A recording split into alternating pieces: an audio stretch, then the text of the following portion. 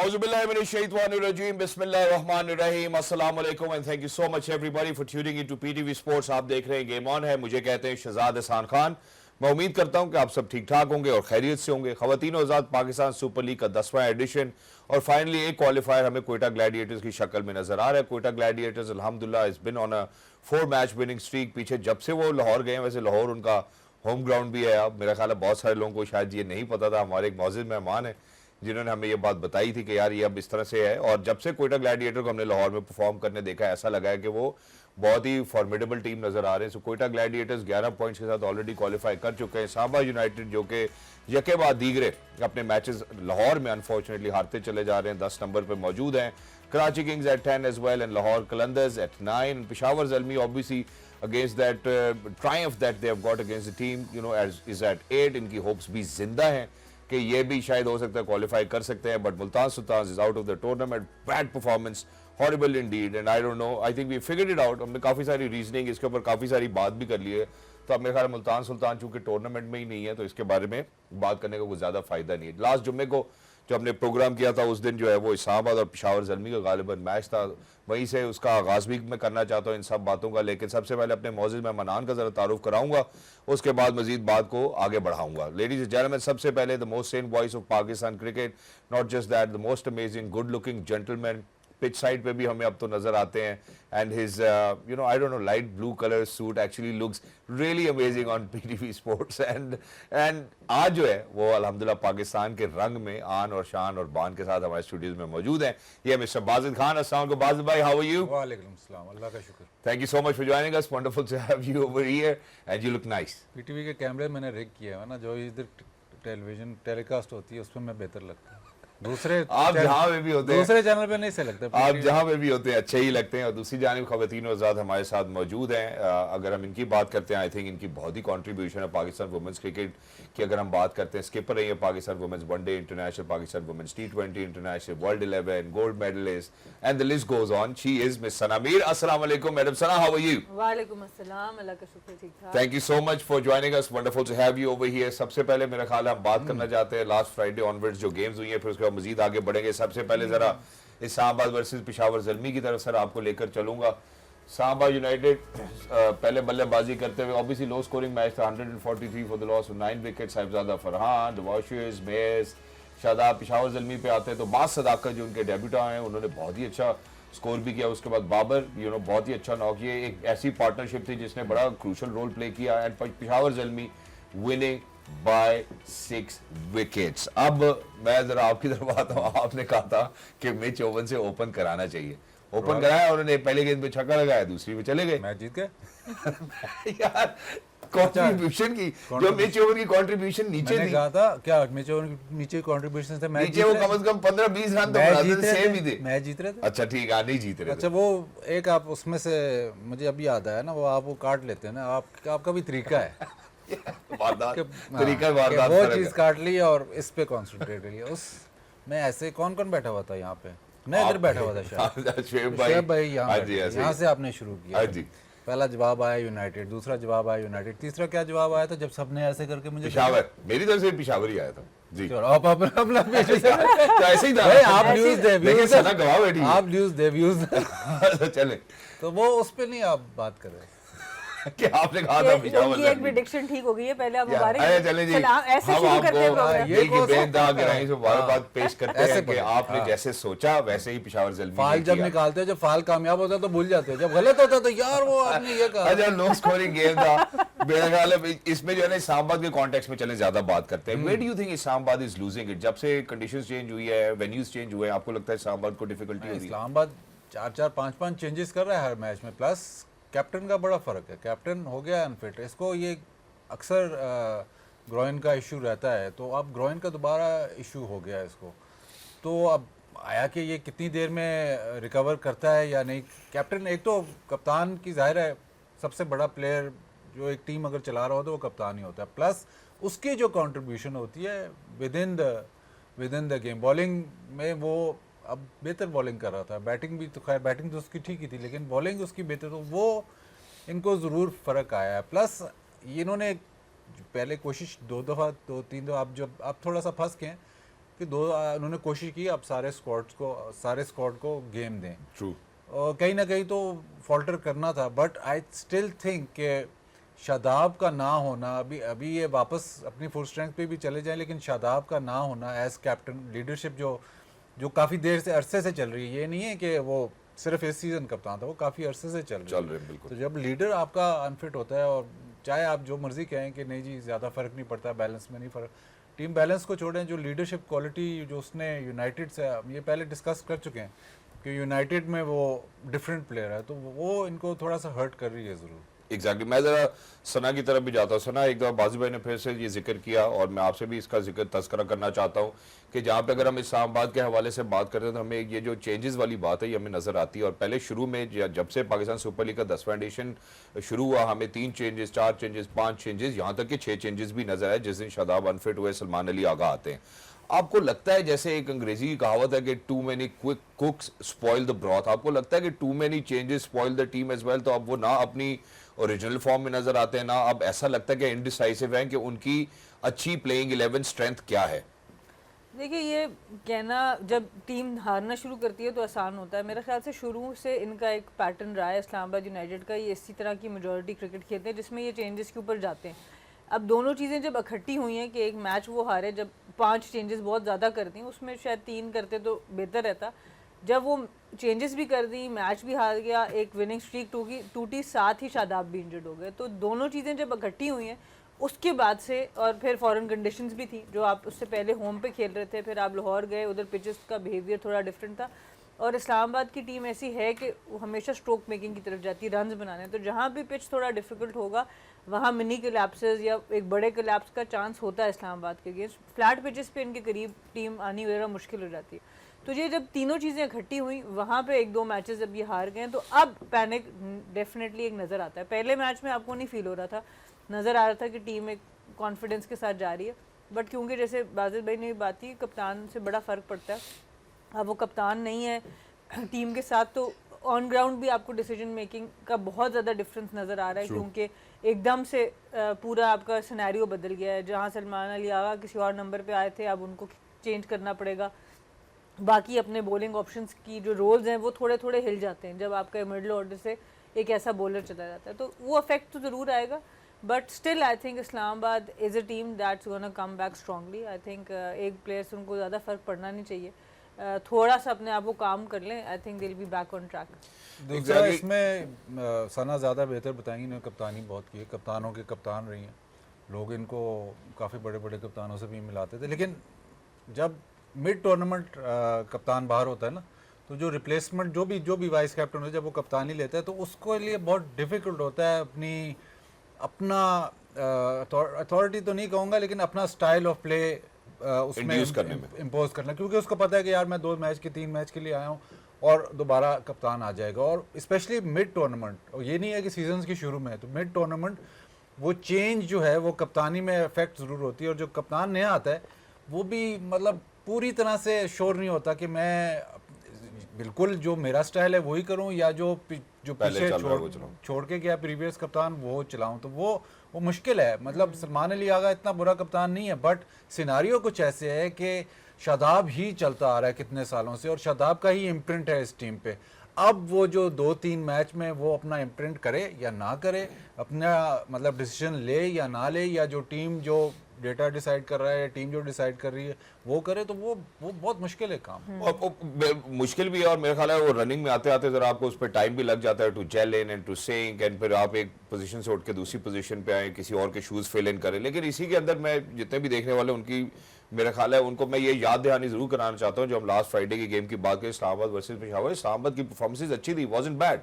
Wicket थोड़ा difficult था, power play में आप 3 विकेट्स ले चुके थे, लेकिन उसके बाद वो एक अनएक्सपेक्टेड सी चीज होती है जिसमें मास सदाकत और बाबर आजम की आपको एक तगड़ी पार्टनरशिप नजर आती है। मैं जरा सबसे पहले मास सदाकत के हवाले से आपसे बात करना चाहता हूँ। How do you see him, you know the way that he is performed, and you know crucial match है पेशावर ज़ल्मी। अब अगर कोई खुदा नवासा मैच हारता है तो शायद उनका वो जो ख्वाब है कि यार हम क्वालिफाई कर सकते हैं वो भी नहीं पूरा होता। So Maaz Sadaqat in Pakistan super League 10th edition debut Peshawar Zalmi. देखिए, मास सदाकत जिस तरह खेला है, बड़ा मैच्योर इनिंग्स खेला है, और साथ उसको फ़ायदा ये था कि पाकिस्तान का मतलब one of the best batter साथ खेल रहा है, तो उससे इसको ज़रूर फ़ायदा हुआ।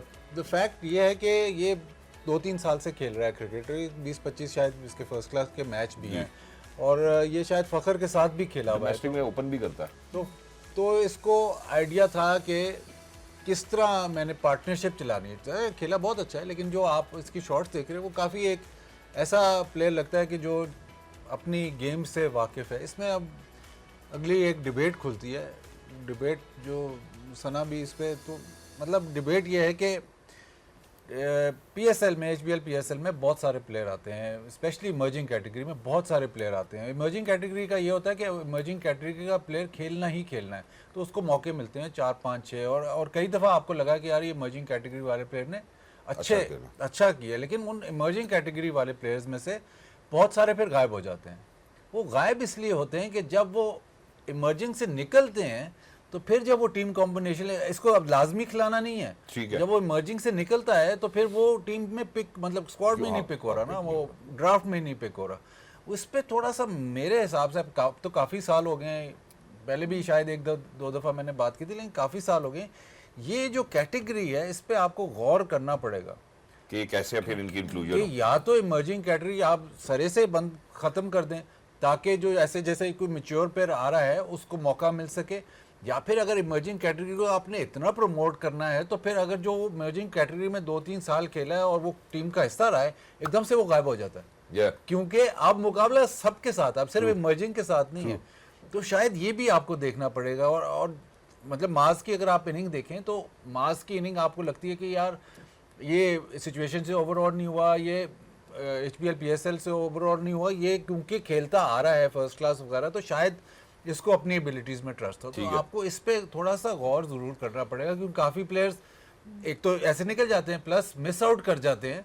जो ऐसे 24-25 साल का प्लेयर है जो कि इमर्जिंग में नहीं है बट अच्छा प्लेयर है, उसको उस पर नज़र जाती नहीं है, क्योंकि आपको स्क्वाड में इमर्जिंग ही रखना है और उसको खिलाना भी है। एग्जैक्टली आपने बहुत ही वैलिड पॉइंट मेरा ख्याल है रेस किया। मैं सना की तरफ भी बढ़ना चाहता हूँ, लेकिन सना चूंकि बाजी भाई की याददाश्त बहुत अच्छी है, तो इसी चक्कर में मुझे कंपेटिटिवनेस में अपनी याददाश्त भी अच्छी करनी पड़ती है। जहाँ पे बाजिद भाई ने एक दफ़ा नईम के हवाले से जब मैंने सवाल किया तो उन्होंने कहा कि यार अगर मैं किसी प्लेयर की बात करूँ, इसका मतलब ये नहीं है कि ये अभी ही जाते साथ ही पिक हो जाए टीम के अंदर या प्लेइंग 11 में चला जाए, ऑब्वियसली इसको टाइम लगेगा। अब उनका ये पॉइंट भी बहुत वैलिड है कि जब 2 साल 3 साल आप इमर्जिंग में खेल रहे हैं, फिर उसके बाद किसी प्लेइंग 11 में पिक नहीं हो रहे, या प्लेइंग 11 को भी छोड़ दें, आप फ्रेंचाइज क्रिकेट में भी नहीं पिक हो रहे, we need to figure out a solution for that. What do you suggest? देखिए, जो कोटा सिस्टम होता है किसी भी तरह का, आप किसी भी फॉर्म में उसको ले आएँ, इमर्जिंग कह दें, किसी भी और फॉर्म में, हमने साउथ अफ्रीका की टीम का भी प्रॉब्लम देखा कि उनकी आज तक 11 में इशू आता है। तो जब वो प्रोलॉन्ग हो जाता है उसके प्रॉब्लम्स बहुत सामने आने शुरू हो जाते हैं। जब भी आप कोई ऐसी पॉलिसी लाते हैं तो वक्ती तौर पे जो एक इम्बैलेंस क्रिएट हुआ होता है कि एक टाइम था जिस वक्त आपके यंगर प्लेयर्स को बिल्कुल मौका ही नहीं मिल रहा था, उस इम्बैलेंस को ठीक करने के लिए आपने ये कैटेगरी लाई। तो इसका डेफिनेटली कोई एक्सपायरी पीरियड होना चाहिए। जैसे बाजिद भाई बात करें, ये नहीं हो सकता कि अगले 20 साल आप इमर्जिंग कैटेगरी को लेके चलें। अब अगर आप एकदम से ख़त्म करते हैं फिर भी शायद आपको रिप्रिकॉशन समझ आए जब तक, तो फिर आप कहें नहीं अब वापस उस पर जाना है।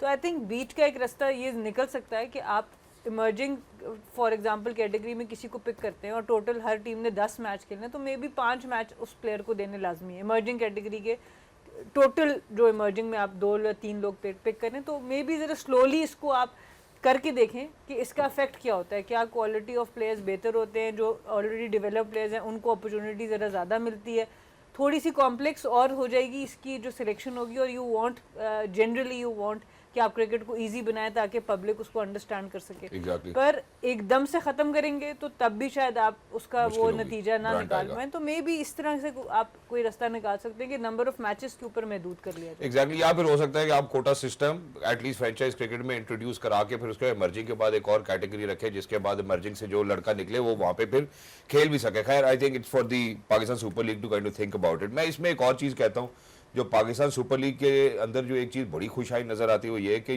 प्रॉमिसिंग क्रिकेटर्स नज़र आ रहे हैं। हम साद बे की बात करें, दानियाल की, उबैद की, नईम की, अली रज़ा की। लेकिन एक और चीज़ है जो मैंने ऑब्जर्व किया है, आप बाज़ी में इस बारे में बेहतर बता सकते हैं। जैसे अगर मैं मोहम्मद हारिस की बात करता हूँ या मैं साइम अयूब की बात करता हूँ, मैंने पेशावर ज़ल्मी में इनको बाबर के इर्द गिर्द खेलते और डेवलप होते हुए देखा है।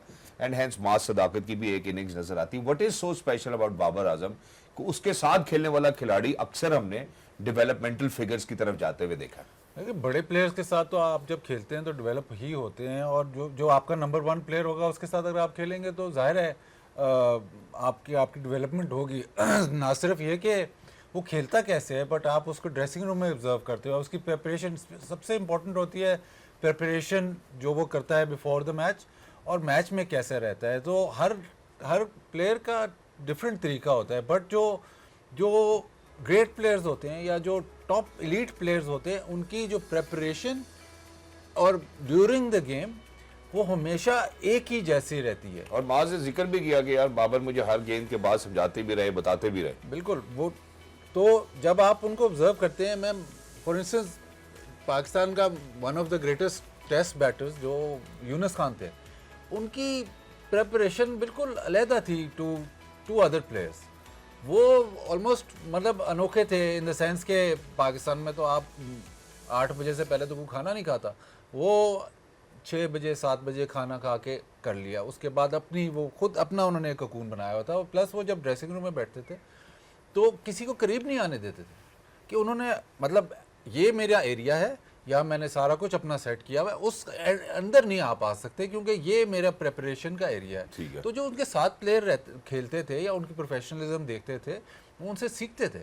इसी तरह हर प्लेयर का इसी तरह होता है। जो आप बड़े प्लेयर्स के साथ खेलते हो तो ये जिस तरह अभी ये अगेन इस तरह जब भी बात हुई थी कि जब आप रिस्ट्रिक्शंस लगाते हो, अब फॉर इंस्टेंस आप कहते हो ये पहले भी बहुत दफ़ा चली है, बल्कि पिछली दफ़ा रूल भी बना था 1-2 साल पहले, ये बहुत दफ़ा चली है कि जी फर्स्ट क्लास क्रिकेट में आप जो 30 से ऊपर या 35 से ऊपर इसको अभी भी अनरिटन रूल है ये कि जो 35 साल का लड़का है उसको फर्स्ट क्लास क्रिकेट नहीं मिल रही। तो ये मसला ये है कि अब जो 35 साल का क्रिकेटर है जो फर्स्ट क्लास क्रिकेट खेल रहा है वो आपका एलीट प्लेयर होगा, जो कि मतलब इतना वो सस्टेन कर एलीट प्लेयर होगा। तो जो नया प्लेयर आएगा वो एलीट प्लेयर को देख के ही सीखेगा ना। तो जब वो लीड प्लेयर को ही आपने कहा जी 35 से आप रहने दो, मैं खेल रहा हूँ 20 साल और मेरे साथ 25 साल का है जिसने वो अपनी जगह बना रहा है, एक और खेल रहा है जो भी अभी भी स्ट्रगल कर रहा है, उनसे मैं कितना कुछ सीखूंगा। तो प्रॉब्लम वहां पे आप रिस्ट्रिक्शन लगा देते हैं कि यार ये पाकिस्तान नहीं खेल सकता तो इसको फर्स्ट क्लास भी नहीं खेलनी चाहिए। अगर आप इससे भी पीछे चले जाएं, जब ये अर्ली 90s लेट 90s बल्कि 2000 अर्ली 2000 तक क्लब क्रिकेट में आपके साथ ऐसे ऐसे प्लेयर खेल रहे होते थे जो कि रिटायर भी हो चुके हैं, फर्स्ट क्लास क्रिकेट से भी रिटायर, लेकिन क्लब क्रिकेट खेल रहे हैं। क्लब क्रिकेट में भी अभी भी वो एलीट थे। तो जब आप उनके साथ खेलते थे, उनको देखते थे तो आपकी डेवलपमेंट होती थी, तो लर्न करते थे। तो लर्न बिल्कुल एग्जैक्टली। और मैं जब खेल रहा था PIA से तो हमारे पास ऐसे आसिफ मुश्तबा खेलते थे, उसमें गुलाम अली खेलते थे। आसिफ मुश्तबा गुलाम अली का उस टाइम पाकिस्तान दोबारा खेलना मतलब नेक्स्ट टू इम्पॉसिबल था। बट द वे वो खेलते थे उनसे बंदा पूछता था, सीखता था किस तरह खेलना है, और उस वक्त भी वो फर्स्ट क्लास के टॉप प्लेयर्स थे। तो आप अगर रिस्ट्रिक्शन लगाते हो कि जी 35 साल या ये जो अभी बात हुई इमर्जिंग प्लेयर लोग कैसे सीखेंगे, तो फिर वो प्रॉब्लम होती है। तो एग्जैक्टली HBL PSL की तो खास बात यही है कि आप बड़े बड़े प्लेयरों के साथ खेलते हो, और अगर आप एक टॉप के प्लेयर के साथ 2, 3, 4 सीजन लगाते हो तो अगर आप सीखेंगे नहीं तो फिर मैं और शहजाद ही जैसे हम ऐसे ही रह जाएंगे। पता नहीं, लेकिन चूंकि अब बाजू भाई ने कह दिया मैं इनका जो वो होस्ट हूँ तो मैं इसके बाद मजीद भी बात करता, जैसे ये कहते हैं मेरे मेहमान कहते हैं। लेकिन जो अच्छी बात है मेरे ख्याल है, जहाँ आपने नौजवानों के हवाले से बात की है, मेरे ख्याल एक और नौजवान जो सर फहरिस्त है जिन्होंने वाकई लर्न किया, मैं अब आपको अगले मैच की तरफ लेके जाना चाहता हूँ, इस्लामाबाद वर्सेस क्वेटा। उसमें हसन नवाज का नाम अब सर फहरिस्त आता है। 2 मैचेस में उन्होंने बड़ी ताबड़तोड़ परफॉर्मेंसेज दी हैं, और उसके बाद ये जो 64 नॉट आउट इनकी 41 है इनिंग्स, मेरे ख्याल ये ऐसी इनिंग्स है जो क्वेटा ग्लैडिएटर्स में आने वाले वक्त में याद रखी जाएगी। Crucial match, Quetta gladiators winning by 2 runs. और वंस अगेन मतलब कोई हाई स्कोर नहीं नजर आता इसमें। मेरा ख्याल है कप्तान का कहना यह था कि अगर हम 170-180 कर लें, and it's most of the time जो हमने जो एक चीज़ देखी है इस्लामाबाद यूनाइटेड में या किसी भी और टीम में, वो हमने यही देखी है कि अब 15 रन शॉट है, 20 रन शॉट है। तो मैं अब जरा स्पेसिफिकली हसन नवाज के हवाले से पहले बात करूँ, उसका मजीद आगे बढ़ेंगे। यंग टैलेंट जिनकी हमने बात की, बड़े नामों के साथ खेलते हैं, सीखते हैं। How do you see Hasan Nawaz is innings? Specially ये innings I think it was very very impressive. इसका रीज़न ये कि जिस वक्त ये आए बैटिंग पे तो काफ़ी मुश्किल में टीम थी और उसके बाद बहुत सी बैटिंग इन्होंने टेल एंडर्स के साथ की। 33 for 2 था। मौके भी इनको खैर मिले। हाँ वो तो मिला, वो तो ऑब्वियसली जब आप इतनी लंबी बारी T20 में करते हैं तो अक्सर आपको मौका मिल ही रहा होता है, लेकिन राइली रूसो पहले रन आउट हुए इनके साथ, वो एक एडेड प्रेशर होता है आपके ऊपर। अच्छी इनकी पार्टनरशिप चल रही थी और उसके बाद अगर आप देखें तो कोई बाकी लोग बहुत ज़्यादा सेटल नहीं हुए, तो टेल एंडर्स के साथ बहुत कैलकुलेटेड रिस्क लिया। ठीक है, ये आखिरी ओवर में कुछ 2-3 आउट के चांसेस मिस हुए जो कि नए बॉलर से ओवर कराया गया था, उस वक्त आखिरी ओवर दिया गया, बट फिर भी अपने मैच को फिनिश करना, ये this will really help him in the long run. ये जो छक्का था ये बहुत मुश्किल शॉट है, स्लोअर वन था, बैक फुट पे जाके इन्होंने उसको क्लियर किया। ऑब्वियसली ये फिर उनकी आंख में आ चुकी थी और मैच एक बॉल पहले किया। तो जब आप फिनिश करते हैं, चाहे चांसेस मिले हों आपको, कुछ भी हुआ और बैटिंग ऑर्डर इनका नंबर बदला गया, पाकिस्तान लेवल पर हम इनको देख रहे हैं, ओपन पे मिडिल ऑर्डर में इनको खिलाया गया, वहाँ से टेल के साथ बारी करके मैच को जिताना, I think this will go long way in his cricketing career. और ऑब्वियसली एक बहुत क्रूशल मैच था जहाँ से वही हम बात कर रहे हैं, इस्लामाबाद का मोमेंटम दूसरी तरफ शिफ्ट हो गया और कोयटा अब एक डिफरेंट टीम नजर आती है। अब द टीम टू बीट है, Quetta has become the team to beat. तो आई थिंक वो ये इसी तरह की परफॉर्मेंसेज होती हैं जो आपकी टीम में इस पूरी चीज को चेंज कर देती है। एग्जैक्टली और मेरा ख्याल है यहाँ पे जो एक और खूबसूरत बात है वो ये कि जब इनसे इंटरव्यू ने पूछा, इन्होंने कहा कि जी वो न्यूजीलैंड के खिलाफ मेरे ख्याल गालबन जो इन्होंने 100 बनाए थे, सेंचुरी इन्होंने की थी, उससे बेहतर इनको ये इनिंग्स लगती है क्योंकि ये इनकी मैच विनिंग इनिंग्स थी। एक और बात जो यहाँ पे मेरे ख्याल है बाजिद भाई से मैं करूँगा, बाजिद भाई पाकिस्तान सुपर लीग पे जहाँ पे हमने यंगस्टर्स के लिए एक प्लेटफॉर्म की बात की, वहाँ पे इनका ओपन की बजाय नीचे आना, नंबर 6 पे खेलना, इनिंग्स को बिल्ड करना, आपको लगता है कि ये एक ऐसा प्रोसेस है जिसके बाद आपको खिलाड़ी और मुस्तनद स्ट्रॉन्गर नजर आएगा, उसको इनिंग्स बिल्ड कर सकता होगा रादर देन सिर्फ हम अगर पहले पावर प्ले पे फोकस करें? जल्दी करते हैं ना हम जल्दी करते हैं। अभी यहाँ पे तारीफ करेंगे तो कहनी पाकिस्तान फ़ौरन पाकिस्तान खिला दो, तो इसको भी हालांकि इसने 100 किया था लेकिन इसको जल्दी खिला दिया पाकिस्तान। बहुत टैलेंटेड प्लेयर है इसमें, मतलब ये कह देना कि पाकिस्तान नहीं खिलाया तो वो लोग कहते हैं यार ये तो कहता है प्लेयर नहीं है। बिल्कुल ये नहीं कह रहा, डेवलपमेंट का भी टाइम होता है। ठीक है। अब अगर ये इस इनिंग्स के बाद अगर आप इसका अब नाम चलता तो शायद जब ये पाकिस्तान खेलता तो आपको और मैच्योर लगता, और वो प्रोसेस के थ्रू, मतलब प्रोसेस के थ्रू जब तराशते हैं ना तो फिर प्लेयर ज़्यादा अब ये मिडिल ऑर्डर में इसने रन्स किए हैं। अब आया कि मिडिल ऑर्डर में इसका सबसे अच्छा नंबर है या ओपन पे नंबर है, ये भी आप डिबेट ये भी खुल जाएगी। But fact of the matter is कि जब तक जितने ज़्यादा आप मैचेस खेलते हो, जितनी ज़्यादा हाई प्रेशर सिचुएशन में आप खेलते हो, उतनी ज़्यादा डेवलपमेंट होती है। तो वो इशू पाकिस्तान में यही है कि हम फ़ौरन कहते हैं कि नहीं जी यार आप इन्होंने फ्लेवर ऑफ द मंथ की बात की, तो फ्लेवर ऑफ द मंथ ऐसे बदलता है पाकिस्तान में प्लेयर के हिसाब से। अब वो फ्लेवर ऑफ अभी माज सदाकत की बात ही शायद वो फ्लेवर ऑफ द मंथ बन जाए फ़ौरन ही कि जी नहीं जी अब इसको खिला दो। तो शायद हसन नवाज बहुत टैलेंटेड प्लेयर है, एक बात बैटिंग की भी, फील्डर भी बड़ा अच्छा है, वो बहुत अच्छा है। बट अभी भी मुझे अभी भी लगता है कि 1 साल और इसको दें, 1 साल और दें, फिर देखें कि ये वाइट बॉल क्रिकेट में कैसे डेवलप होता है। क्योंकि शॉट्स इसके पास सारी हैं, सारा कुछ है, वो सारा इंग्रेडिएंट्स सारे हैं, बट अभी उसने अपनी स्किल को इस लेवल पे, इससे निचले लेवल पे, मतलब फर्स्ट क्लास के निचले लेवल पे तो ये मतलब अनस्टॉपेबल है।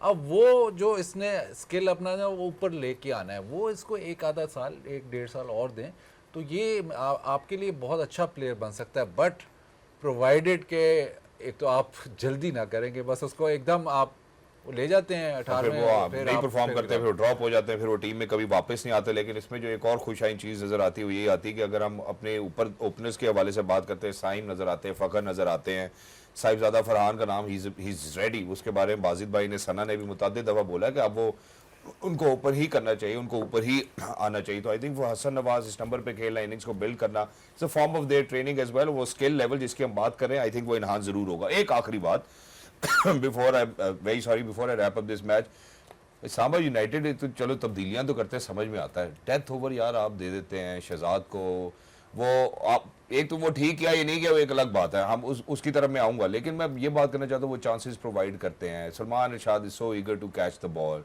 कोई कॉल नहीं कर रहा है, एक ऐसा पैनिक बटन दबा हुआ है, it's not Shahzad to be blamed. मुझे तो लगता है कि Shahzad perform really well like always. नाम का असर था ना। देखिए बिल्कुल आई थिंक ये ओवर अच्छा इन्होंने किया, चांसेस क्रिएट किए, बट जब आप इतनी चेंजेस करते हैं, हम अक्सर बात करते हैं जिसको हम नहीं समझ पाते, इधर थोड़े से ओवर एक्साइटेड हो गए, ये कैच इनको लेने देना चाहिए था दूसरे फील्डर को, ये इन्होंने ओवर रन करके कर दिया। और फिर यहाँ पर सलमान इरशाद, बिकॉज उन्होंने भी ये मैच नहीं खेला हुआ था। आप जब 5 चेंजेस करते हैं, आपका स्पेशलाइज फील्डिंग पोजीशन फिर कोई रहती नहीं है, आपको हर जगह पर फील्डिंग करनी पड़ रही है, और फिर वहाँ पर आपको एंगल्स कभी कभी समझ नहीं आ रहे, बॉल किस स्पेस से आ रही है वो नज़र नहीं आ रहा, तो ये सब चीज़ें मैटर करती हैं। और फिर ये भी कैच कीपर कौन है, जैसे सलमान फिर इसके अंदर इन्वॉल्व थे। तो जब आप 5-6 चेंजेस करते हैं, ये ख़तरा ज़रूर रहता है आपको कि जो 1 या 2 फील्डर जिसको उस वक्त नहीं समझ आ रही एंगल्स की और हवा की, और उनकी बॉल फिर उसी के पास जानी शुरू कर देता है। तो आई थिंक वो भी एक एलिमेंट ज़रूर है, अगर जिसको मज़ीद फ्रेंचाइज क्रिकेट में इसके ऊपर काम करना और भी मुश्किल है, to have specific fielders for specific position. But जब प्रेशर आता है तो फिर अच्छे प्लेयर्स से भी कैच ड्रॉप हो जाता है। बट इस मैच में यही नज़र आया कि ओवरऑल एक जो बहुत सी चेंजेस हो गई थी, उसके बाद आप सेटल नहीं हो पाए। शहजाद अगर पीटीवी स्पोर्ट्स पे हो या पीटीवी की टीम में हो, नहीं रुकता। बाजी भाई बहुत शुक्रिया, आपका नाम नहीं लिया। छोटे से वक्फे की तरफ पढ़ना चाहता हूँ, मुझे पता है आपने किसकी बात की है, लेकिन वो बेशक स्टूडियो में हो या टीम में हो, शहजाद हर जगह चल जाता है। लेकिन जेल में before heading out towards a short break, this is where you know we speak about excellence. बाजी भाई की बात करें, सना की बात करें, बड़ी खूबसूरती से इन्होंने अभी जो बात बताई, मेरे ख्याल बहुत सारे एनालिसिस को मिस आउट करते हैं कि यार जब आप अपनी टीम में इतने सारे चेंजेस करते हैं तो आपकी जो एक्सपर्ट फील्ड पोजीशनिंग होती है वो वाले फील्डर्स आप खो देते हैं, जिसकी वजह से आपको इस किस्म की नदामत होती है। अब हम एक और मैच की तरफ जाएंगे एक छोटे से वक्फे के बाद, लाहौर कलंदर वर्सेस कराची किंग। हमारे पेस बॉलर हैं जी, हमारी पेस बैटरी बड़ी अच्छी है, हारिस और शाहीन से तो अच्छा बॉलर ही कोई नहीं, इनका कॉन्फिडेंस बड़ा तगड़ा है जी, और ये तो सुपर स्टार है और पता नहीं क्या है, लेकिन स्टार वहां से बन के निकल रहे हैं। इरफान खान नियाजी, जरा इसको बात करेंगे after short break. Don't go anywhere, will be right back, game on है। वेलकम बैक, हमारे साथ जुड़े रहने के लिए बहुत बहुत शुक्रिया। जितने लोगों ने अभी ट्यून इन किया है, thank you so much for tuning into PTV sports. हम लोग बात कर रहे हैं जो लास्ट फ्राइडे हमने प्रोग्राम किया था, उसके बाद जो मैचेस हुए हैं, अब अगले मैचेस के ऊपर तस्करा करना चाहते हैं, जिसमें लाहौर कलंदर वर्सेस कराची किंग के हवाले से बात करेंगे। Looks like Karachi King have actually found their resolve as well and they're back at it, and looking at the match summary, it looks like as if Naeem जैसा sensational player जो हमें इस दफ़ा नजर आए from Lahore Qalandars is something instrumental that we need to talk about. ऐसा लगता है जैसे बिल्कुल एलेक्स हेल्स को आप बल्लेबाजी करते हुए देख रहे हैं। फ़खर का भी एक बहुत ही वंडरफुल नॉक। दूसरी तरफ जब हम जाते हैं कराची किंग्स की, अगर हम बॉलिंग की बात करते हैं, अब्बास अफरीदी वो इंस्ट्रूमेंटल। अगर हम बल्लेबाजी की बात करते हैं, इरफान खान नियाजी जिन्होंने इनके लिए मैच को बहुत ही आसान कर दिया। उसके बाद साथ नजर आते हैं Seifert and Warner, everybody contributing towards the end, Karachi Kings winning by 4 wickets. जी सना, आपसे आगाज करते हैं Lahore Qalandar versus Karachi Kings, how do you see them?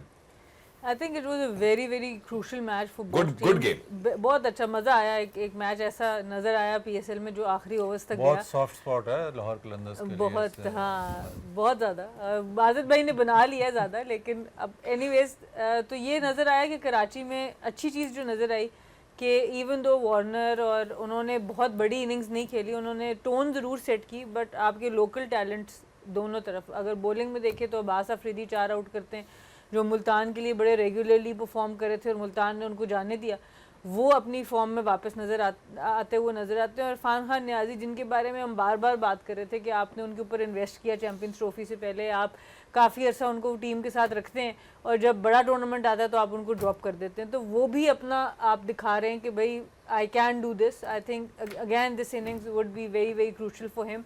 Lahore के लिए ऑब्वियसली बहुत से आंसर्स जो हैं उनके अभी क्वेश्चन मार्क्स ही रह गए हैं, क्योंकि जो लेंथ बॉलिंग की हम बात करते हैं, जो हम ओवरऑल डेथ बॉलिंग की बात करते हैं, वो आपको एक एरिया ऑफ कंसर्न ज़रूर नज़र आता है, क्योंकि अच्छी ठीक ठाक स्कोर आपने लगा दिया। 1-2 मैचेस ऐसे अब हो चुके हैं लाहौर के जिसमें उन्होंने जीते हुए मैचेस में अपनी बॉलिंग से वो उसको वापस नहीं ला सके, तो मतलब that has been their strength, पर वो अब उस तरह से नज़र नहीं आ रही। और अब बड़ा क्रूशल हो गया, उनके पास सिर्फ 1 मैच है, तो अब उनके पास चांसेस बहुत कम है। और फिर आई थिंक पेशावर एक ऐसी टीम है जिसके पास अब डायरेक्ट अपना फेट है कि अगर वो लाहौर से जीत जाते हैं तो 100% वो क्वालिफाई कर जाते हैं। तो ये चीज़ें ऑब्वियसली इस तरह के क्लोज मैचेस में आई थिंक इरफान खान नियाजी ने बहुत आउटस्टैंडिंग इनिंग्स खेली, जहाँ पर स्कोर काफ़ी ऊपर जा चुका था। और जो हम हसन नवाज की बात कर रहे थे कि वो उसको ट्रांसलेट कर सके अपनी इनिंग्स के अंदर, वही इरफान खान नियाजी। मैं ऑब्वियसली इरफान खान नियाजी और जो लाहौर कलंदर की डेथ बॉलिंग है उसकी तरफ मैं ज़रूर प्रिसाइजली और स्पेसिफिकली बात करना चाहता हूँ। ज़रा सबसे पहले मोहम्मद नईम के हवाले से आपसे बात करना चाहता हूँ. How do you see him? He was instrumental the way that he played. I think it was a wonderful knock from him. हाँ बहुत इम्प्रेसिव, और स्पेशली जब आप मतलब एक स्कोर कर लेते हो फिर थोड़ा सा प्रेशर आप पे बढ़ जाता है कि आप लोग एक्सपेक्ट करेंगे कि यार अब इसको मतलब रेगुलरली आप रन्स बनाओ, लेकिन जो ये शॉट्स खेल रहा है, जो मतलब बैलेंस है थ्रू द शॉट, वो ऐसे नहीं लग रहा कि ज़बरदस्ती शॉट मार रहा है. तो आप बैटर की मोस्टली शेप देखते हो बेसिकली जब वो बड़ी हिट मार रहा होता है, तो ये अपनी शेप मेंटेन करता है मोस्टली जब ये बड़ी हिट लगाता है. तो वो जो इस पे पीडीपी पे जो इन्होंने इन्वेस्टमेंट की है, इसी वजह से शायद इस एचबीएल पीएसएल से पहले बहुत कलंदर्स इसकी बहुत तारीफ़ कर रहे थे कि ये एक प्लेयर है to watch out for. 5-6 match खिलाए, फिर एक शायद मैच नहीं खिलाया, बट वो आपको लगता है पोटेंशियल तो है उसमें. और अभी तैयारी की जरूरत है. ज़ाहिर अभी तो पहला उसका सीज़न है, और इस पीडीपी में भी इनके कई ऐसे प्लेयर आए हैं जो खेले हैं 1-2 सीज़न, उसके बाद गायब हो गए हैं. एक इनका फास्ट बॉलर होता था जो बड़ी अच्छी बॉलिंग करता था, नाम उसका मुझे भूल गया, उसका निकनेम मुझे याद है लाडी. वो आंखों का थोड़ा सा प्रॉब्लम था, उसका बॉल बड़ा अच्छा होता था, ये हारिस रऊफ के आगे पीछे ही आया था, मतलब वो गायब हो गया.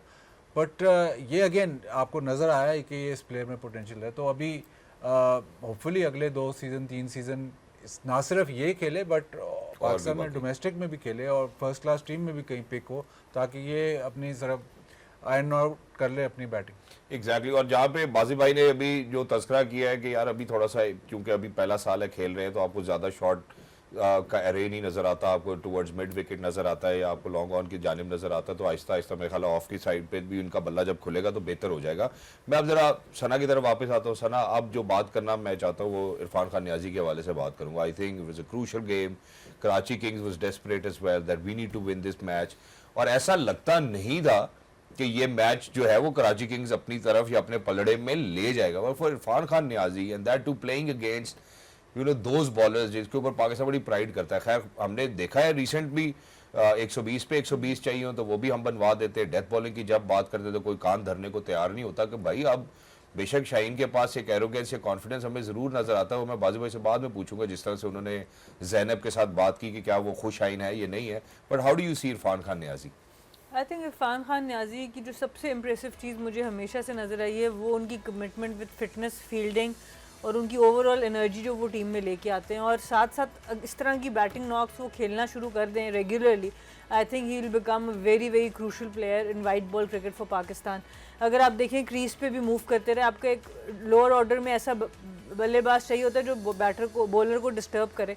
तो आप देखें उतर के भी खेले, विकेट के सामने आके भी खेले, और उसके बाद फिर जो बॉलिंग थी, लेंथ बॉलिंग और फुल टॉसेस, उन्होंने डेफिनेटली हेल्प उनको ज़रूर किया. यॉर्कर्स जब भी आपने देखा जिस भी बॉलर ने कराया वहाँ पे 1 रन या डॉट बॉल आ रहा था, पर लेंथ बॉलिंग को उन्होंने बड़ा ज़बरदस्त यूज़ किया. ऑफ साइड पे उसको बहुत अच्छा यूज़ किया, फिर उसी को टांग पे भी लेके गए और बड़ा स्टिल हेड एंड पे रहा. जो हम बात करते सबसे इम्पोर्टेंट आपकी शेप रहनी चाहिए. तो इवन दो वो मूवमेंट कर भी रहे थे, क्योंकि जो आप क्रीज के अंदर मूवमेंट कर रहे होते हैं उसमें भी आपकी हेड पोजीशन कहीं गिर ना रहा हो, तब आपके कनेक्शन ऐसे होते हैं जो ग्राउंड से बाहर जाएं. तो फील्डर अगर पीछे भी हो, you can still back yourself कि नहीं मैं ये शॉट लगाऊंगा. तो आई थिंक वो चीज़ इनकी बड़ी अच्छी नज़र आई कि ना सिर्फ इनकी फीट मूवमेंट थी बट स्टिल हेड, उसके साथ एक न्यूट्रल आपकी पावर पोजीशन जिस पे आप दोनों तरफ खेल सकते हैं. तो आपके जो फिनिशर्स होते हैं उनके पास ये 2-3 चीज़ें, और साथ फिटनेस तो है, रनिंग बिटवीन द विकेट जो हम ग्लेन फिलिप्स की बात करते हैं या और बड़े नामों की बात करते हैं कि अगर आप बाउंड्री हिटिंग कर सकते हैं और आपके पास फिटनेस है डेथ ओवर्स में बैटिंग में, तो आप वो डबल रन लेके भी उसको बहुत ज़्यादा कवर कर सकते हैं. तो ये एक ऐसी सारी इनके पास वो बॉक्सेस टिक ऑफ करते हैं जिसको हम आगे के लिए यूज़ कर सकते हैं. एग्जैक्टली. बहुत खूबसूरती से आपने बात की. मैं ज़रा बाजी भाई की तरफ बढ़ता हूँ, जहाँ मैंने कहा का जिक्र भी किया था कि स्पेसिफिकली मैं बात करना चाहता हूँ बॉलिंग के हवाले से. And I think it was, हालांकि लाहौर के अंदर के स्पिनर्स की बात करें वो 2 रन देते हैं, उसके बाद मैच ऐसा लगता है कि वो कंटेन कर गए हैं. लेकिन पता नहीं ये माइंडफुल एरोगेंस है फ्रॉम शाहीन शाह अफरीदी जो हमारे नंबर 1 बॉलर भी है कि समझ नहीं आती कि यार लेंथ बॉलिंग करा रहे हैं यार, आप थोड़ा फुलर चले जाओ, वाइड चले जाओ, यॉर्कर कर लो, या जैसे शुएब भाई कहते हैं कि वसीम भाई कहते हैं कि यॉर्कर कर लो, कुछ तो और कर लो यार, मतलब कम ऑन। अच्छा, इसमें एक और जो फैक्ट है जो मैं जितनी भी हम लोग देख रहे हैं उसे शाहीन ने पोस्ट मैच सेरेमनी में वो जहाँ एरोगेंस दिखाई ज़ैनब के साथ, उसमें एक और बात बताना चाहूँ, उन्होंने कहा जी वो बॉल गीला हो गया था, नरम हो गया था, कंडीशन अच्छी हो गई थी। तो जब बारिश के बाद लाहौर की बारी आई थी तो 44 रन इन्होंने बनाए और 7 विकेटें गंवाई। जी सर। देखिए, अगर आप इसी में कंपैरिजन कर लेना, वार्नर वर्सेस शाहीन का कंपैरिजन करने, वार्नर मैच हारता है तो उसने जो भी प्रॉब्लम्स थे वो हेड ऑन लिए, उसने बताया कि हमारी टीम ऐसे नहीं सही खेली, यहाँ पे वो इश्यूज को सामने ऑस्ट्रेलियंस, मोस्टली ऑस्ट्रेलियन जो होते हैं ना, बहुत सीधी बात करते हैं। उसने सीधी बात की कि जी हमारी टीम ऐसे, हालांकि उससे खुद इतना परफॉर्म नहीं हो रहा, बट एज ए लीडर वो आप टीम को जो वो एक्सपेक्टेशन है उसने जाहिर कर दिया कि अभी सही नहीं खेले। दूसरी तरफ शाहीन से अगर आप बात करें तो शाहीन जो इश्यूज हमें नज़र आ रहे हैं या किसी को भी नज़र आ रहे हैं, वो जो इश्यूज हैं वो उसको मान नहीं रहा, उसको कार्पेट के नीचे से स्वीप अंडर द कार्पेट कर रहा है कि नहीं जी कोई इश्यूज नहीं है, प्रेशर नहीं है, बॉलिंग बहुत अच्छी है, मैच हम हार गए, इनको हम आगे जाके फाइनल में देंगे, इस तरह की कोई बात जी। तो वो जो बहुत फाइन लाइन होती है बिटवीन कॉन्फिडेंस एंड एरोगेंस, और क्रिकेट ऐसी गेम है जो आपको छोड़ती नहीं है। अगर आप एरोगेंट, जैसे ही आप एरोगेंट होते हैं तो आपको लाके ज़मीन पे आके ज़ोर से मारती है। आपने जो बात की है वो आप मतलब आप समझ ही गए कि क्या इशू था। इशू ये था कि डैरिल मिचेल ने जो ओवर किया था उसमें आपने देखा कटर्स वो कर रहा है, बिल्कुल आगे बॉल फेंक रहा है। इन्होंने जितनी भी बॉलिंग की, एक तो तेज बॉलिंग की है, स्लोअर वन नहीं किया, प्लस लेंथ बॉलिंग, तो इस मतलब चांस तो फिर बहुत बढ़ जाता है आपको रन्स होने का, चाहे आप 150 पे कर रहे हो चाहे 140 पे कर रहे हो। अगर आप लेंथ बॉलिंग बार बार करी जा रहे हैं, मतलब एक गलती को बार बार कर रहे हैं, तो फिर रन्स तो जितने भी रन्स हैं वो कम ही लगेंगे। तो प्रॉब्लम इस मैच में स्पेशली आप इन दोनों से ये एक्सपेक्ट कर ही नहीं सकते थे कि यार नहीं ये स्कोर, चलो स्कोर हो गया, बट एक ही जगह पे बॉल करी जाएंगे, वो समझ में नहीं आई। फिर अब जाहिर है जब आप मैच हारते हो तो फिर फोकस ज़्यादा हो जाता है, और अगर आप एक्सेप्ट ही नहीं कर रहे कि आपसे कोई गलती हुई है और आप कह रहे हैं कि नहीं हम इनको आगे देख लेंगे, तो वो मेरा ख्याल वो जो लाइन है ना वो थोड़ी सी क्रॉस हो रही है। इससे पहले भी 2 सीज़न जो ये जीते थे उसमें राशिद खान का बहुत बड़ा कंट्रीब्यूशन था, बट इनसे राशिद खान का भी कोई सवाल जिक्र करो हाजिर नहीं होता, तो वो कहते हैं कि नहीं हमारा प्रोसेस ही बड़ा ठीक था। तो आप एक तो इवेल्युएट नहीं कर रहे कि आपकी टीम कहाँ, मतलब इसका तो ये मतलब है कि आप एक्चुअली आप इवेल्युएट नहीं कर रहे कि आप मैच कहाँ हारे और कहाँ पे जीते। तो इसमें एरोगेंस तो अलहदा है, लेकिन अगर आपकी टीम अगर यही नहीं सोच रही कि हमारा मैच हाथ से कहाँ से निकला, हमें किधर इम्प्रूवमेंट चाहिए, तो फिर आपकी प्रोग्रेशन कैसे होगी। होपफुली अब नेक्स्ट मैच में, मतलब इनका ये होता है कि ये मैच हारते हैं तो फिर गुस्से में आके अगले मैच में बेहतर बॉलिंग करते हैं, लेकिन इस दफ़ा इन्होंने वो नहीं किया। इस दफ़ा जो गुस्से में आके तो एक ही लेंथ पे करते रहे। Exactly. होपफुली ये बेहतरी आएगी। होपफुली थोड़ा सा मतलब मैच के बाद जब ये वापस गए होंगे तो थोड़ा सा इन्होंने सोचा होगा इस बारे में, लेकिन अब प्रेशर इन पे ये है कि अब अगर जो इन्होंने वो किया है और जो आपने बातें की हैं, जो प्रेस में सारा कुछ कह दिया है, अब अगर फर्ज करें होपफुली इनके लिए ना हो, लेकिन अगर फर्ज करें आप मैच हारते हैं तो सबसे पहले, ये तो सोशल मीडिया का दौर है, तो सबसे पहले क्या चलेगा? यही चलेगा भाई, यही चलेगा। और ऐसा नहीं है कि ये सिर्फ लाहौर के अंदर मैच हारा है, इनकी वजह से हम पहले भी बहुत सारे प्रीवियसली मैचेस हार चुके हैं अनफॉर्चुनेटली जब भी डेथ बॉलिंग की बात होती है।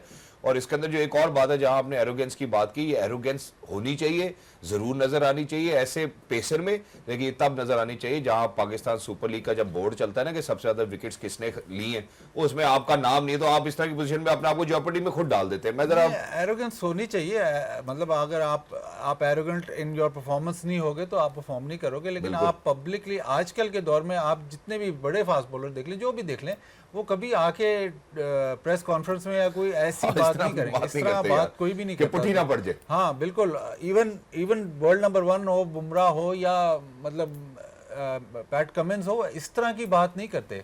और अब जब मैच हारे हुए हो तो आप फिर डाइसेक्ट करते हो, आप अब तो सारी बातें सामने आती है ना, आप डाइसेक्ट करते हो कि नहीं जी हमारे से यहाँ पे गलती होगी या हमारे से बॉलिंग सही नहीं हुई। अगर आप यही कह दो कि नहीं जी ना प्रेशर था, ना हमारे से बॉलिंग गलत हुई, तो फिर ठीक क्या हुआ? आप फिर जीते क्यों नहीं? हार क्यों गए? आप फिर जीते क्यों नहीं भाई? फिर रिजल्ट क्यों नहीं आया? मेरा ख्याल है, thank you so much for summing it up. मैं जरा जहाँ पे आपने शाहीन के वाले से बात की, हारिस भाई की तरफ भी बढ़ना चाहता हूँ। हारिस भाई 2 ओवर कराते हैं और उनमें से एक यॉर्कर कराते हैं, बस दैट्स इट। मतलब क्या हो जाता है अगर प्रेशर भी नहीं, जो अभी उन्होंने बात की, what went wrong with Haris? And Haris शायद यॉर्कर पे सिंगल हुआ है सिंगल हुआ हाँ या जी, डॉट बिल्कुल हुआ। ऐसे ही, ऐसे ही। आखिरी ओवर का आखिरी बॉल कराया बिल्कुल। था, उससे पहले ट्राई नहीं किया। देखिए फिर बाजिद भाई कहते हैं मैं लाहौर के लंदर के बारे में बोलती हूँ, अब बंदा कैसे ना बोले, अब आपके पास प्रीमियर बॉलर्स हैं और इस तरह की परफॉर्मेंसेज आ रही हैं और वो उसको वेल लेफ्ट कर गए ज़ैनब वाली बाल को बाजिद भाई। पर उसके बाद जो मुझे हैरत की बात लगी कि उनके ओनर का भी अगले दिन जब एक इंटरव्यू आता है तो वो फुली डिफेंड कर रहे हैं शाहीन को कि नहीं वो असल में सिचुएशन ऐसी थी, मैच हारा हुआ था तो उन्होंने बस नो कह दिया उसमें। देखिए जब आपसे कोई बात कर रहा होता है तो आपको अपना थोड़ा सा एक्सप्लेन भी करना होता है। अगर मैं आप मुझसे सवाल पूछे और मैं कहें नहीं बस उसके बाद जवाब ना दूं, और कम से कम तो इंतजार वहाँ कर पर- लें आपके वो सवाल पूरा हो जाए। एक दफा बनता है कि इतने लंबे लंबे सवाल करते हैं आपके, yes same same Same. So I think वो चीज़ आपकी लीडरशिप से ज़रूर आती है। अगर आपके बच्चों की तरह भी आप अपने प्लेयर्स को रखो, फैमिली की तरह भी रखो, जहाँ पर उनसे कुछ चूक हो जाए तो आपका बताना बनता है। ठीक है पब्लिकली आप बहुत ज़्यादा कुछ नहीं बोलेंगे, बट शाहीन के लिए जो सबसे इम्पोर्टेंट चीज़ एज ए लीडर जो वाजिद भाई ने बात टच की वो ह्यूमिलिटी होती है।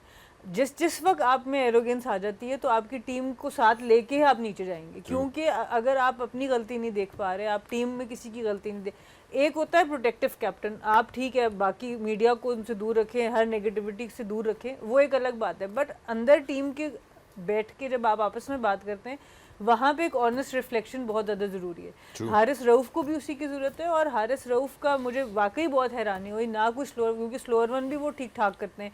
लेंथ वो जब अपनी जो उन्होंने जिस लेंथ पे बॉलिंग कराई उसमें फुल पेस से नहीं आते थे, इधर से स्लोअर वंस कराते थे डेथ बॉलिंग में और बाकी वो यॉर्कर्स पे जाते थे। तो इतना आसान बना दिया उस गेम को, अब हारना ही अपने लिए आसान बना दिया, क्योंकि दूसरी तरफ अगर आप देखें तो बहुत रन अभी पड़े थे। जिस तरह की आखिरी 3 ओवर में कुछ 61 रन या 50 से ऊपर रन बने, तो ये चीज़ें देखने वाली हैं। फिर ऑब्वियसली जो हमने ओवर्स डिस्ट्रीब्यूशन देखी उसमें भी थोड़ी सी बेहतरी हो सकती थी शायद। अब डेरिल मिचेल को आप 18वां ओवर देते और फिर आप दोनों आते या 19वां ओवर देते और आखिरी हारिस रऊफ़ कराते, कोई इस तरह की आप, क्योंकि डेरिल मिचेल थोड़ा स्लोअर वन कर रहे थे तो उनको हिट करनी उस वक्त ज़्यादा मुश्किल हो सकती थी, तो वहाँ पर भी एक प्रॉब्लम नज़र आया।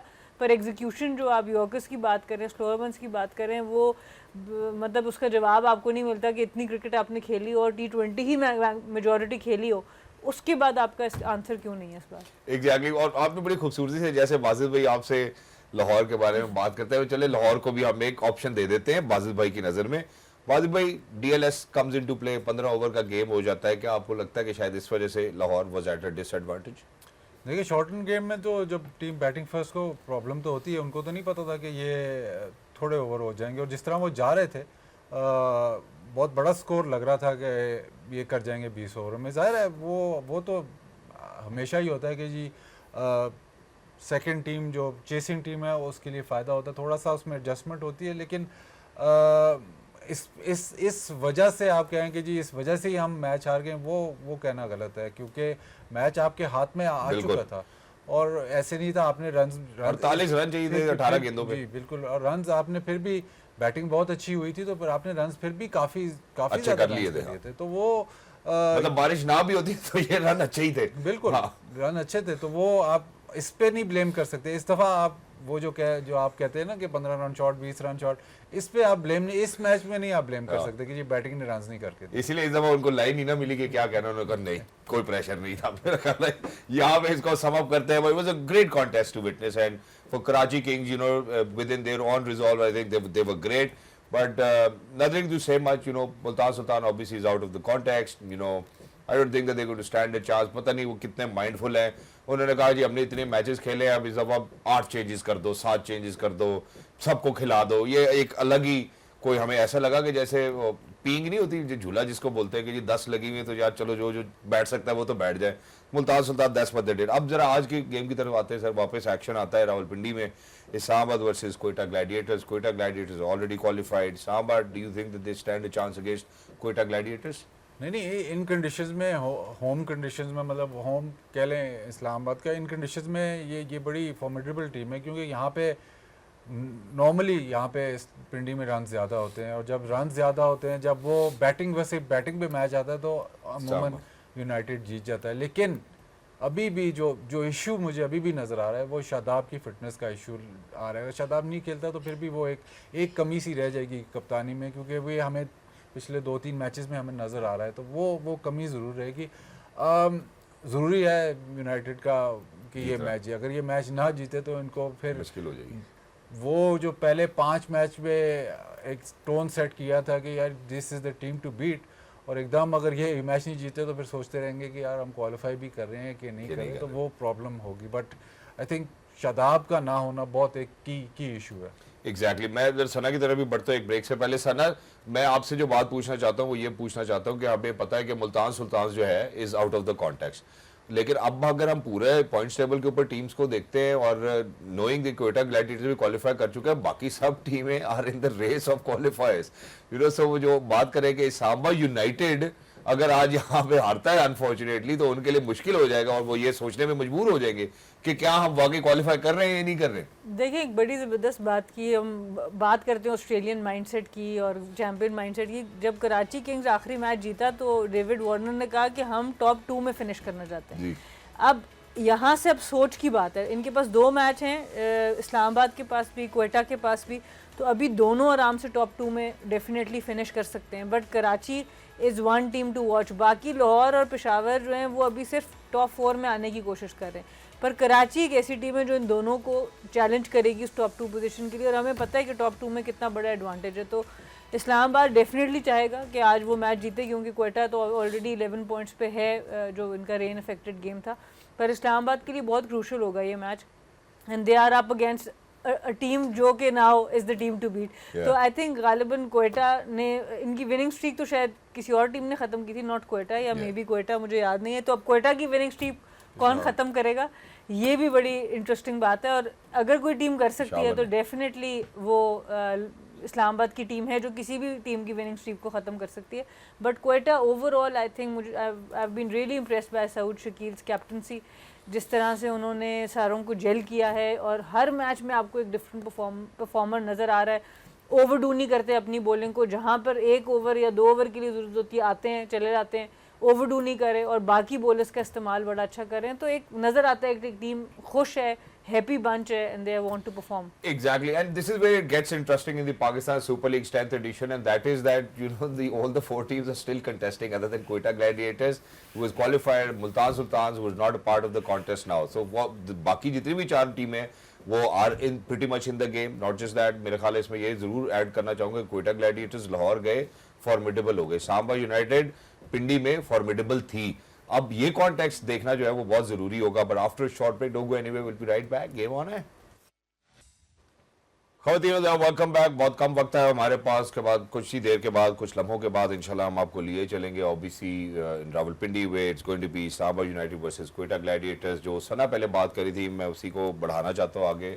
माजिद भाई, सऊद शकील के हवाले से बात की, ऐसा लगता है उनकी team management is very well settled. Saud Shakeel looks in great form as well as a skipper भी अगर हम देखते हैं, डिसीजन मेकिंग उनकी बेहतरीन है, अच्छा ग्रूम कर रहे हैं। बिल्कुल, और जब सऊद शकील खुद अपने आप से बॉलिंग करवाए ना, तो फिर आपको यकीन हो जाता है कि कॉन्फिडेंट है, क्योंकि वो है तो एज बैटर, बट अगर वो बॉलिंग कर रहा है तो आपको ये यकीन है कि अच्छा तो मैनेजमेंट भी बैक कर रही है, प्लस द फैक्ट कि खुद भी वो कॉन्फिडेंट है। तो वो जब उसने बॉल किया था तो मुझे इशारा हो गया था कि यार ये अब टीम को सही लीड कर रहा है, और क्वेटा ग्लैडिएटर्स को चेंज चाहिए था, और शायद अब ये वो बैक करते हैं कप्तान को, तो शायद ये उनको कप्तान मिला है जो आगे शायद 2-3 साल और भी कप्तानी करें। एग्जैक्टली, क्या बात है। और मैं आपसे बात करूँ तो अगर हम इस्लामाबाद यूनाइटेड को देखते हैं तो इस्लामाबाद यूनाइटेड भी अगर ये इतने सारे मैचेस ना हारते तो उनकी भी मैनेजमेंट हमें इतनी की सॉलिड लग रही थी, और जो उनका हमें कॉन्फिडेंस के हवाले से हम बात करते हैं, unfortunately Shadab not being around and injured, और इतने सारे चेंजेस, क्या आप आज भी इतने सारे चेंजेस देखती हैं उनकी टीम में,